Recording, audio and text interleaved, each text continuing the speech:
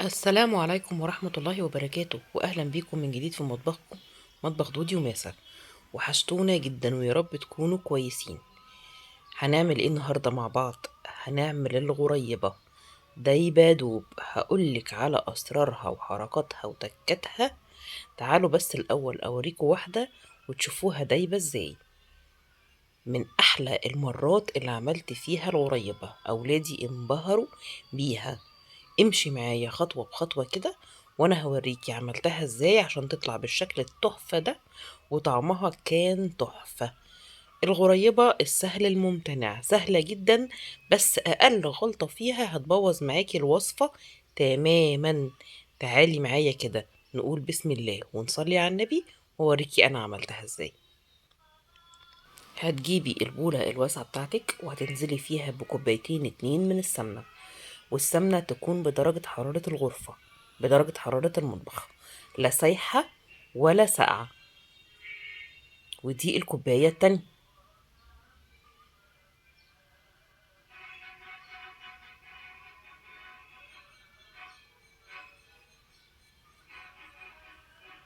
بعد كده هنزل عليها بكوباية واحدة بس من السكر البودرة.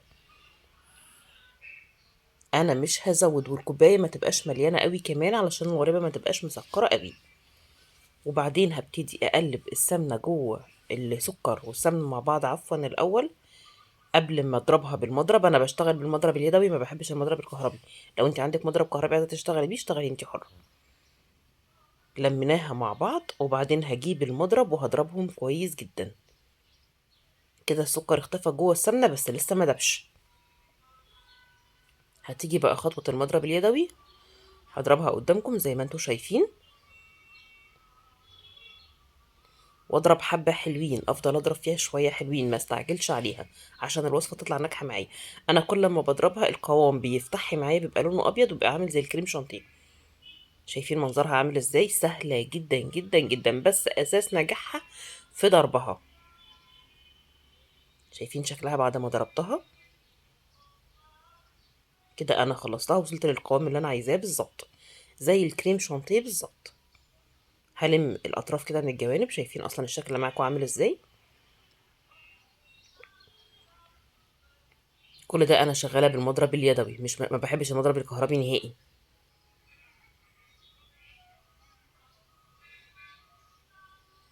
هنزل بقى بالدقيق تدريجي، لان مش كل انواع الدقيق زي بعضه، ممكن ياخد دقيق اكتر دقيق اقل. هفضل المها لحد ما احس انها مش محتاجه دقيق. انزل بالكوبايه الاولى واقلب كويس قوي. الغريبه ما بتتعجنش، انا يا دوب بخلط المكونات مع بعض. لو عجنتيها هتبقى مش كويسه معاكي، هتحسيها ناشفه كده وانتي بتاكليها. كده قلبنا اول كوبايه، ننزل بالكوبايه التانية. اهو، مفيش اي تكتلات للدقيق او دقيق ظاهر قدامكم. ادي الكوبايه التانية، وهرجع اقلب برضو لحد ما الدقيق يختفي جوه العجين، جوه الخليط بتاعي.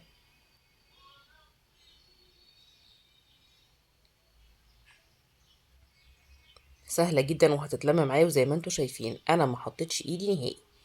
انا شغاله بالاسباتيولا، يا دوب بلم الدقيق بالاسباتيولا. لسه محتاجه دقيق تاني. الدقيق اختفى اللي انا حطيته، فهحط الكوبايه التالتة.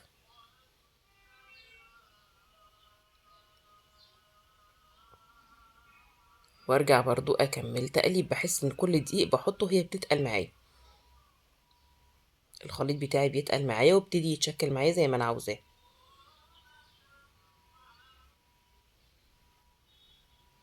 هي برضو لسه بتلزق، فهنزل بقى بالكوبايه الرابعه.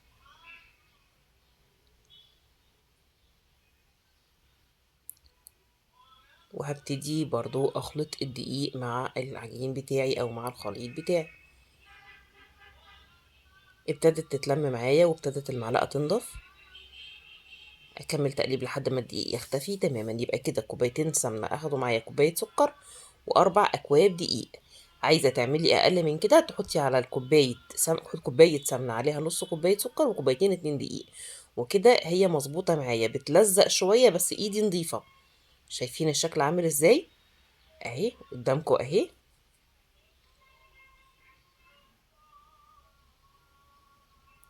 اقدر بقى اجيب الصاج بتاعي وابتدي اشكلها في تلزيقة بسيطة، بس ايديكي طالعة نظيفة. الصاج بتاعي مش مدهون اي حاجة، وهبتدي اعمل كرات صغيرة خالص لان الغريبة حجمها بيتضاعف في الفرن. احطها في الصاج، وبرضو انا اعمل مسافة ما بين كل واحدة والتانية، ما احطهمش جنب بعض. ده غير البسكوت نهائي، الحجم كده كده هيتضاعف شوية معايا، فاعمل مسافة ما بين كل واحدة والتانية. وعلى قد ما اقدر برضو اخلي الاحجام قريبة من بعض عشان وانا بقدمها يبقى شكلها حلو. ما اعملش واحدة كبيرة وواحدة صغيرة عشان في التقديم بتبقى شكلها مش حلو. عملت كذا واحدة قدامكم علشان تشوفوها وتشوفوا المسافات اللي انا حطاها بين كل واحدة والتانية. شايفين المنظر عامل ازاي؟ ادي اول صاج. ليكي بقى حرية الاختيار تشكيلها، تقدري تحطي مكسرات، تقدري تحطي سوداني. انا البنات عندي بيحبوها بالملبس ده، بيجي من عند الحلواني، في منه الفضي وفي منه الذهبي. جبت لهم منه هشكل بيها لانهم بيحبوها بيه قوي. يا دوب هحطه وضغطة بسيطة كده عليها خالص.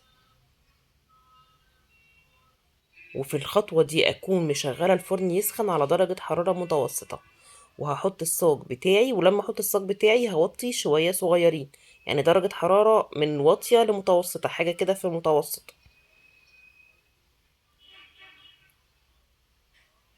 كملت تشكيل كل الصاج بتاعي، شايفين شكله عامل ازاي؟